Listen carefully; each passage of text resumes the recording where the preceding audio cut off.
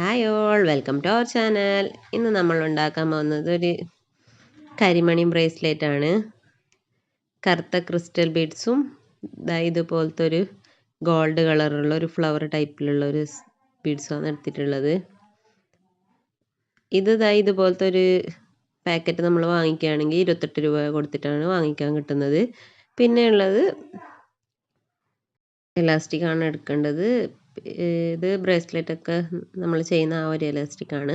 നമ്മളൊക്കെ എത്രത്തോളമാണ് നീളം വേണ്ടതെന്ന് വെച്ചാൽ അത് നോക്കി കട്ട് ചെയ്തെടുക്കാം. ഞാനിപ്പോൾ ഒരു കുഞ്ഞിന് ഇടാനുള്ള ബ്രേസ്ലെറ്റാണ് ഉണ്ടാക്കുന്നത്. അതുകൊണ്ട് ചെറിയൊരു പീസാണ് എടുത്തിട്ടുള്ളത്. ഇപ്പോൾ വലിയവർക്കാണെങ്കിലും ഇപ്പോൾ ഇതുപോലത്തെ ബ്രേസ്ലെറ്റൊക്കെ യൂസ് ആക്കുന്നുണ്ട്. നമുക്ക് വേണമെങ്കിൽ നമ്മളുടെ അളവിൽ കട്ട് ചെയ്തെടുക്കാവുന്നതാണ്. ഇതുപോലെയാണ് ഞാൻ കോർത്ത് കൊടുക്കുന്നത്.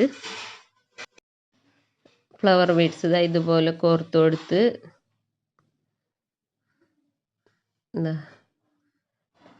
സെൻറ്ററിൽ ഒരു ബ്ലാക്ക് ക്രിസ്റ്റൽ ഇട്ട് കൊടുക്കുന്നുണ്ട്.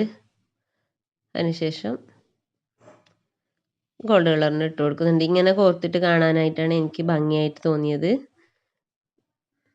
അതായത് നല്ല ഭംഗിയുണ്ട് കാണാനായിട്ട്.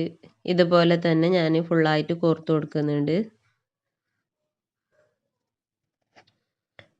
ഈ കരിമണി വള എന്നൊക്കെ പറയുന്നില്ലേ, ആ ഒരു ടൈപ്പ് തന്നെയാണ് കേട്ടോ ഇത്. ഇതുപോലെയാണ് കോർത്ത് കൊടുക്കുന്നത്. ഞാൻ ഫുള്ളായിട്ട് കോർത്ത് കൊടുത്തിട്ടുണ്ട്.